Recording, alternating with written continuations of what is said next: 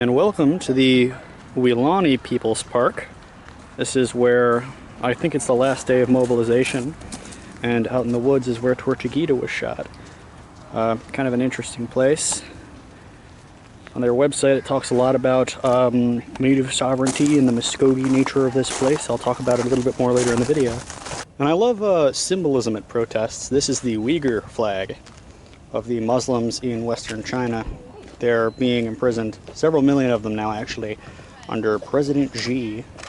You can see the Weelaunee People's Park Food Autonomy Festival. And I think that these were already here as bits of construction, but kind of obvious what they might be used for. And I'm just now noticing this. They kind of made their own walkway here leading into the forest.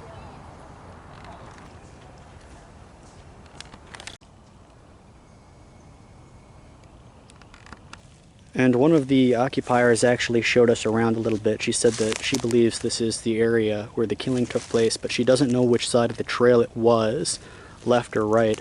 But apparently the area under threat from Cop City is specifically the prison farm, which is through the woods here, over the river, and it's an old prison farm. I've actually been there in the past. I'll put some videos of that in the latter part of this recording. And you can see some of the protesters have planted trees around here, and they still have some campsites through here. I will do my best to make sure their faces are out of the video. I immediately know what this is. Trees within a 100-meter radius of this sign have been spiked to prevent felling.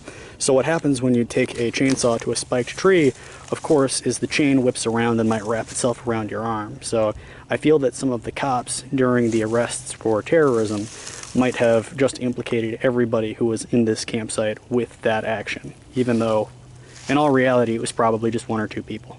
So here's one of the sites still active not far from where Tort was shot, and you can see one of their techniques is they walk around and they plant a bunch of extra trees to kind of compensate for the ones that are going to be torn down. Again, it's a pretty active site, and I wait around for people to not be in the shot because I've been specifically asked by a couple people here.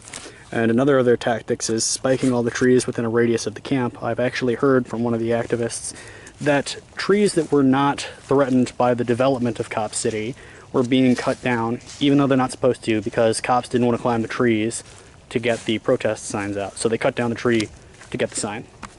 And this is your kind of typical protester campsite. It's been evacuated after the police threats of sweeping through and arresting everybody. Oh shit. Didn't notice that. Tree spikes. If they weren't wearing gloves, the police will probably come down on them pretty hard. A tent that's been torn down. Actually, yes.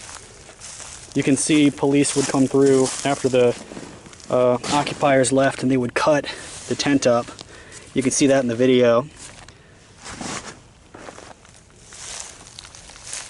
And up here you've got the development studio that they sold another chunk of property to. And so most of this forest is going to be wiped out, or at least a large chunk of it. And another look around one of these camps that was evacuated after the police got them. Got the cod liver oil, a jacket that was torn up by police, mineral water right there, more trees planted. This, I think they crush up something to put it in a spray bottle, but if you get pepper sprayed, that's what that's for. More torn up bits of tent.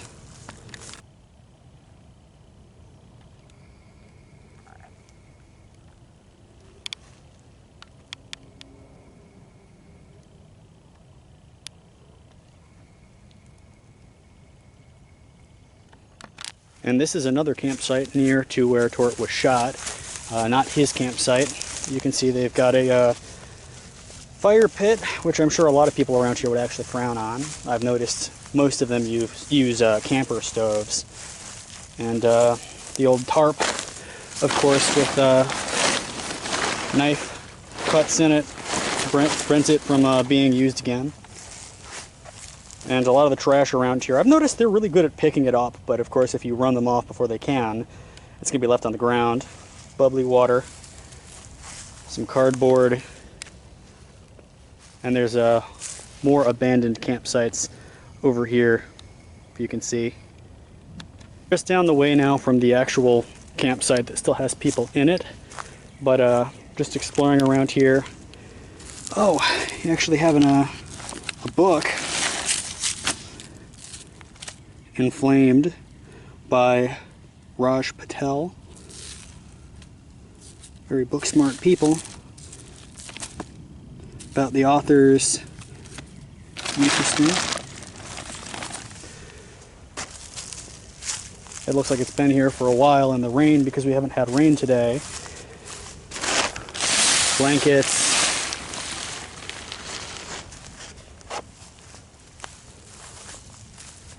Some hand sanitizer. What's in here? They keep their trash in a bag. I like that. Got some bowls. Rubber boots. There's a swamp just over the road. What's interesting to me is that police would destroy everything with knives. So you've even got their field jacket ripped apart, but some of their clothing made it. Lots of camouflage, camo booty shorts. That's actually a pretty nice, except it's torn.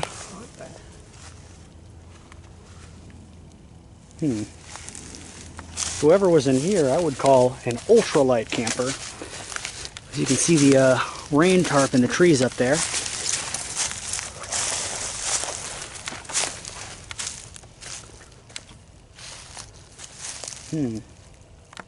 This is apparently one of the bigger trees that the protesters like. There were never any tree sitters here because this is out of the area that's endangered by Cop City, but it might be cut down anyway. You can see little offerings here. Rose quartz wedged in the bark. Very hippie kind of movement surrounding this, as you might imagine. And down in that direction is the protest camp itself. Well, the main one is up behind me, but the shooting happened down here.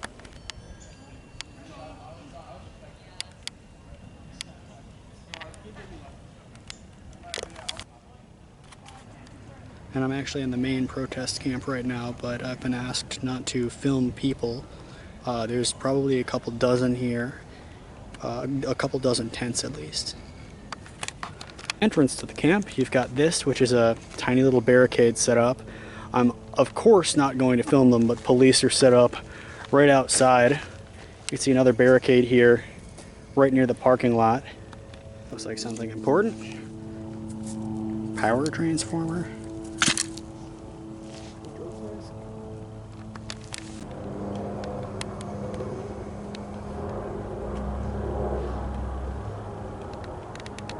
We're now leaving the Cop City protests, and that is because I'm going to, oh look at that, going to the mall with my homie next to me. Let's see how many police are parked up here. We passed by quite a few. This is the last day of action, so I wouldn't find it hard to believe if there was some crazy shit going down later tonight. They're parked all up at the industrial park, right near Constitution Avenue. Gonna come to a full stop because they are watching.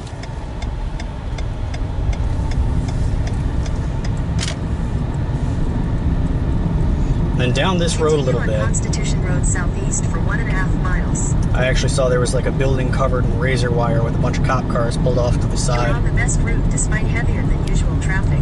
Some of the protesters around here were actually digging trenches to use as latrines.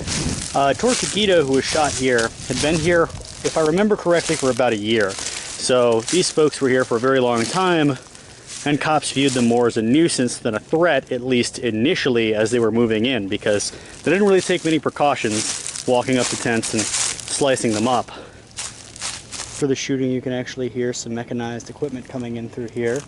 And I think that what was happening is they were knocking down trees, which are now used as trail liners, but the place where he was shot is still about a quarter mile down in that direction, near the creek bed.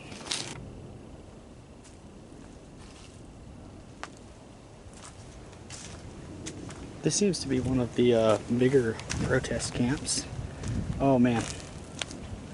Just noticing this now. This tree has been spiked. I've seen very few spiked trees around here, and at least this one has indications that it's been spiked. You can see it was kind of a more popular place before police came along and evacuated it. They had water enough to last at least a few people quite a while. This tree was nearly burned out. I'm not sure if that was as a result of the protesters, but it seems like there's a bit of an altar in here to something. Let's see if I can't get around.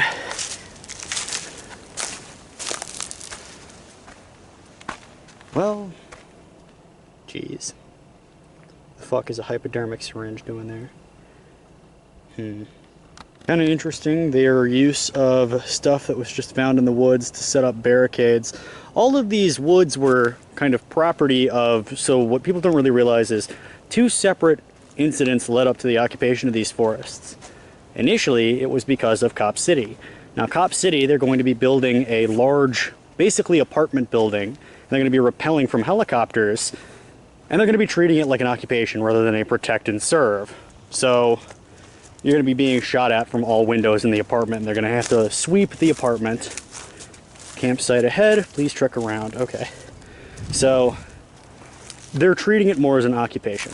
And at least the University of Georgia PD is training with the Israeli police. And again, that's more of, if someone runs up to your car, you're going to see them as a threat rather than someone looking for help, because police mentality and policing is changing here in America. And the second incident, apart from the Cop City sale, was the sale of adjacent land to a film studio. And the studio, of course, initially their first thing was they ripped up the gazebo, they tore it down, threw it to the side of the parking lot, and that became Weelaunee People's Park.